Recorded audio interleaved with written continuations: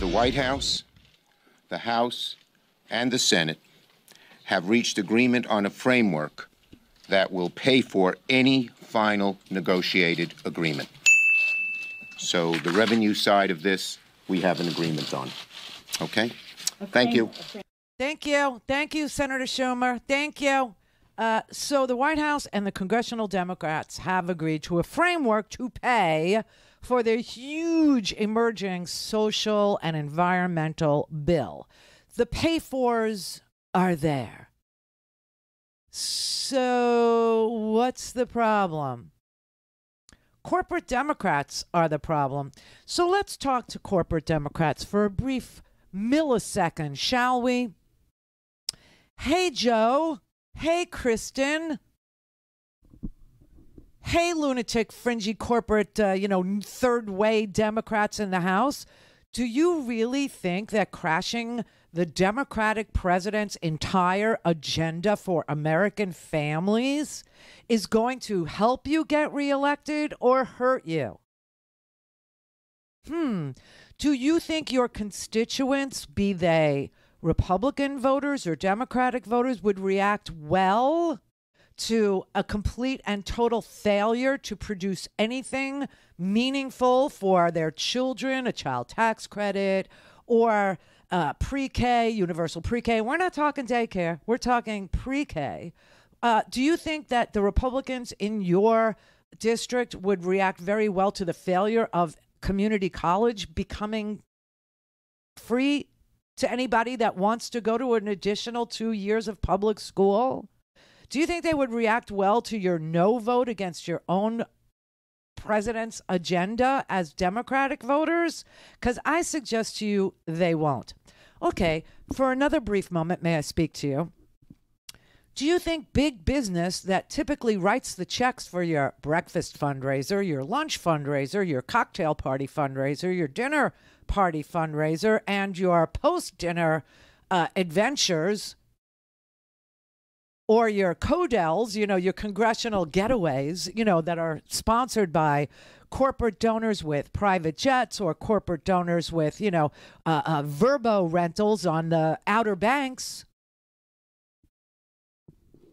Do you think that they're going to react favorably to businesses tanking, to the stock market crashing because of the debt ceiling being held hostage by Republicans? Do you think that's going to be acceptable to your big business donors? Do you think they're for the United States of America smashing its recovery, just ending it and putting us back in Depression-era economics? You think that's a good bet for you? That's all I want to say. That's all I want to say to them. There is nothing more to say to corporate Democrats. I can't even believe that there is such a thing as a Democrat that would vote against their own party's presidency in favor of becoming a minority party yet again in 11 months. How does that make sense to them? Like, who is talking to them? Who is convincing them that a no vote on the biggest investment into American families is somehow bad for them? It's somehow not a good look for them. It's paid for God's sake. It doesn't add a nickel or a dime to the debt. The debt ceiling is previous spending. $8 trillion Donald Trump put on the tab. $8 trillion. And now we have to pay for it. Other than that, if we don't pay for it and we become, a deadbeat country, the stock market crashes, the economy crashes, 6 million people are out of jobs, Social Security checks stop going out. People don't go to work anymore. If they work for the federal government, they don't get paid. Or some will have to work, just like they did last time. You remember when Donald Trump shut down the government for 35 days? That was over his stupid wall. That was his little hissy fit that he wanted $8 billion to build a stupid wall that had no chance of doing anything about immigration at all. Look where they are now. Now they're in Del Rio, Texas. They're not in, they're not crossing the border, where the wall, where they wanted the wall. They're walking here, for God's sake. Anyway, we spend $700 billion a year, every year, on defense. Most of that money goes to defense contractors. And they don't want that gravy train to end, which is why, for the first time in 20 years, we are a nation not at war. And there's still, the Republicans are asking for an increase in defense spending. That's because the defense contractors hold all kinds of fundraisers for them. Oh, let me play AOC. I mean, you got to love this girl. She's the only person I have ever seen in my entire broadcasting life go and pull out the spending from the defense budget that actually goes to contractors.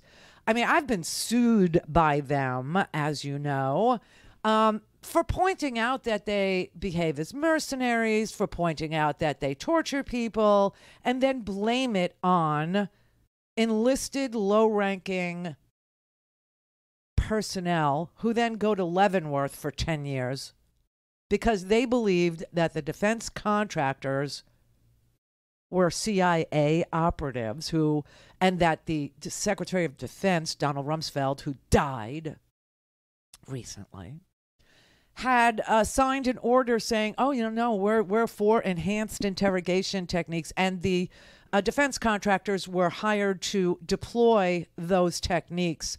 And they told our enlisted people, our low-ranking reservists, who were stationed at Iraqi prisons for some strange reason. We had to go to Iraq, and we had to set up prisons there, and then we had to, staff them with defense contractors and low-ranking reservists. The low-ranking reservists who walked the people naked on dog leashes, the low-ranking reservists who piled them in pyramids naked, the low-ranking reservists who were told to sick dogs on them.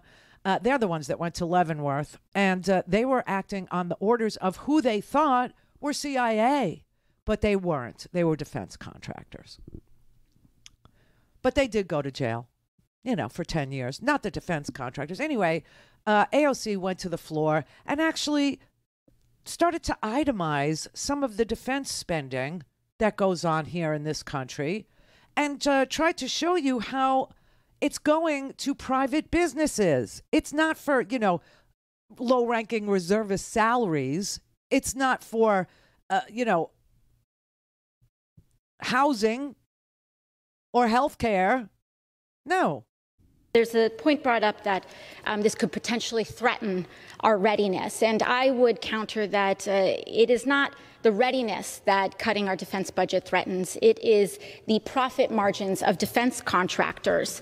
In fact, almost every major defense contractor here in the United States has had to pay fines or settlements for fraud or misconduct, all while getting about $1 trillion in public funding in defense contracts. I have seen this personally in my work on the Oversight Committee, where we have encountered contractor after contractor gouging the public and draining our resources. And the Republicans are going to lie to you and say Democrats don't support the troops.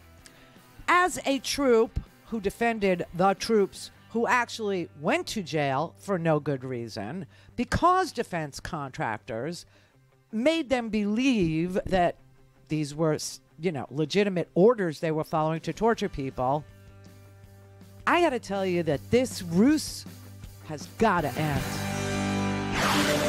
Don't have time to listen to the live show?